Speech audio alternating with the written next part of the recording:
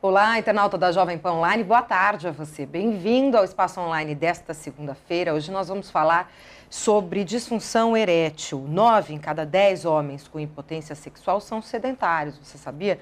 Vamos falar sobre isso. Hoje convidamos o Dr. Marcos Lucon, urologista do Centro de Referência de Saúde do Homem, da Secretaria de Estado da Saúde. Muito obrigada pela presença. Boa tarde. Obrigado pela oportunidade. Lembrando que nós estamos ao vivo aqui pela Jovem Pan Online. Você pode participar do programa também pelas redes sociais. No Facebook, a nossa página é Jovem Pan Online. Pelo Twitter, @portal Jovem Pan. Ou você pode mandar uma mensagem por e-mail, espaço@jovempan.com.br. Em primeiro lugar, doutor, o que é a disfunção erétil? O que caracteriza esse problema? Bom, Patrícia, a disfunção erétil, ela é vulgarmente conhecida como impotência. Esse termo tem sido abandonado porque ele é um termo que causa um pouco de estigma e porque ele não reflete realmente o que é essa condição. Então, se a gente for definir em termos de saúde, disfunção erétil é a incapacidade de alcançar ou manter a ereção suficiente para uma relação. Então, como eu disse, pode ser total, em que não há relação alguma, ou ela pode ser parcial, em que se consegue apenas iniciar o ato sexual, mas não consegue se completar. Então, por isso fica disfunção. Fica disfunção erétil, essa incapacidade total ou parcial de conseguir terminar a relação. Claro que envolve o casal, porque a relação geralmente está envolvendo mais que uma pessoa, então a gente tem que avaliar sempre as duas pessoas. Exatamente. Quer dizer, numa consulta é importante, eu ia perguntar justamente isso, o papel do companheiro ou da companheira nesse problema. Quando a gente vai avaliar um homem com disfunção erétil, e lembrar que isso acontece nas mulheres, mas o homem vai ao urologista, né? A gente foca sempre nas condições de saúde do homem, mas se a gente não tiver informações de como está o relacionamento, como que o homem se relaciona com a parceira ou com o parceiro, enfim, a gente não consegue ter uma avaliação completa da disfunção. Então, existem causas orgânicas da disfunção, que são da pessoa propriamente dita, mas a função erétil ela não é só orgânica, né? Ela é psicológica ou psicogênica, melhor dizendo, e ela também é, de certa forma, sexual. Então, o perfil de atividade sexual do homem passa por essas três questões. Ele tem que estar bem de saúde fisicamente, ele tem que estar bem de saúde da própria cabeça, e o meio dele, claro, que influencia. Tem lugares que você tem monogamia, tem lugares que você tem poligamia, para ser bem simples. Uhum. Tem homens que se sentem culpados, tem homens que não se sentem culpados. Nesses três aspectos de avaliação, claro que a parceira tem que ser considerada também.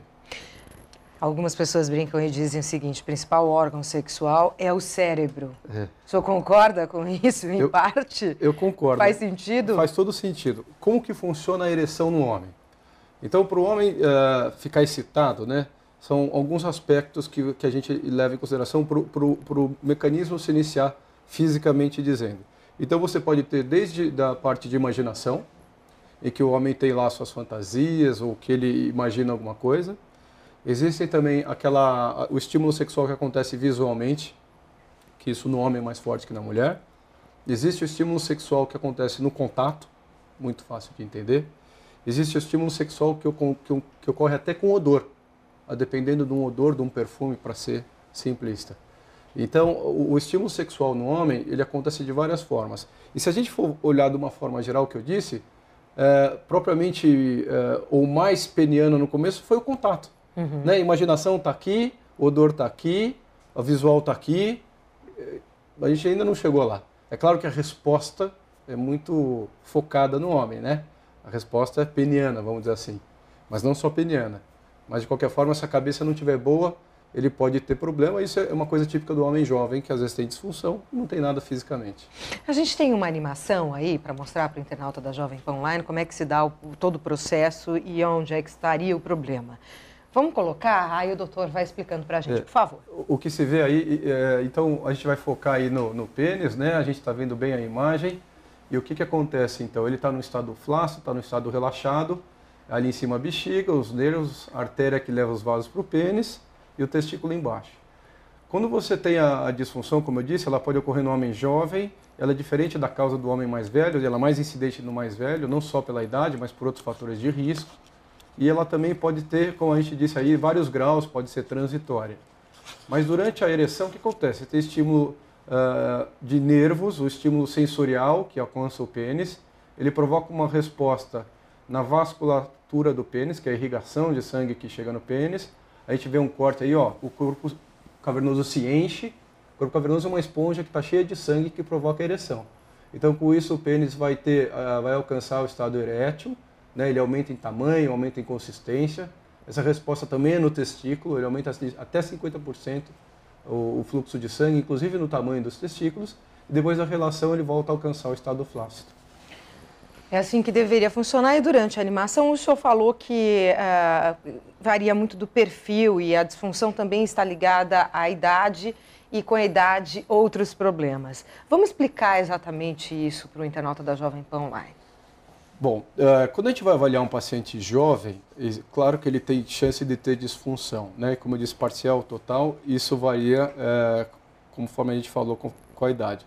No paciente até 40 anos, ou por volta dos 40 anos, a gente tem uma taxa pequena de 20% de algum grau de disfunção.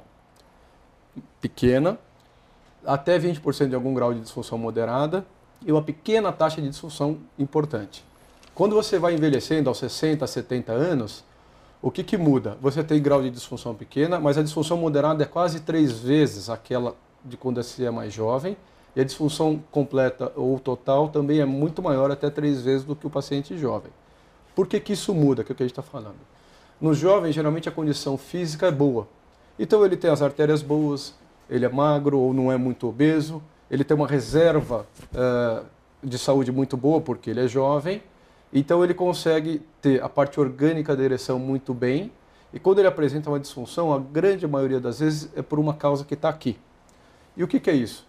Pode ser estresse do trabalho, por exemplo, ou estresse de um relacionamento, uma separação, pode ser uma ansiedade por conta para pagar, ou com outros problemas diferentes, até de sexualidade, de forma que nesse grupo jovem, a grande maioria dos casos, quando existe de disfunção, é por essas causas. E é claro que a gente conversa com o paciente, vai tendo a dica através da consulta, mas existe uma coisa muito simples para a gente saber e que ajuda a gente se o paciente tem uma causa orgânica ou não. Mesmo por mais velho, isso vale. Quando o homem está dormindo, você tem vários estágios do sono. E tem um estágio do sono que chama sono REM, R-E-M, que é Rapid Eye Movement. Esse é um sono profundo e que o homem e a mulher têm. O que acontece? O olho fica mexendo, do nome REM, o coração está acelerado, a respiração está acelerada, que é um sono, é um estágio normal do sono. E no homem, tipicamente, tem ereção. Independente da atividade dele, se ele fez sexo, se ele é padre, se ele é empresário, se ele fuma, se ele bebe ou se ele é gordo. Isso faz parte do sono normal. Os homens que têm disfunção erétil no consultório, mas tem a ereção matutina do homem, às vezes acontece, ou durante o sono plena, provavelmente a causa está aqui dentro e não é orgânica. Entendi. Porque o sistema funciona de dia e de noite, né? E se à noite ele funciona bem enquanto você dorme, enquanto você não tem, os problemas seus não estão ali, então você dá para ter uma boa dica se o problema está mais para o lado orgânico ou se o problema está mais para o lado psicogênico. No caso do homem mais velho, teoricamente, problemas de saúde mesmo acarretariam a disfunção erétil e a impotência sexual. Por exemplo, doenças crônicas, uma hipertensão, diabetes, é por aí?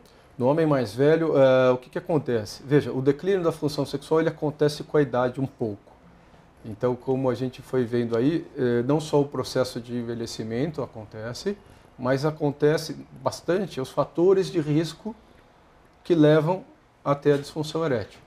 E é muito fácil de guardar os fatores de risco. Não precisa você fazer nenhum estudo, não precisa ser urologista. Basta saber o que causa infarto, que a gente vê na televisão. Eu vou explicar por quê, né? Então, vamos começar bem uma pincelada. Obesidade, tabagismo, sedentarismo, colesterol alto e bebida também são fatores que a gente sabe que são mais infartogênicos, e eles levam a mais disfunção. Nós estamos conversando hoje aqui no Espaço Online com o Dr. Marcos Lucon, urologista do Centro de Referência da Saúde do Homem da Secretaria de Estado da Saúde. Daqui a pouco tem mais um bloco para você. Até já.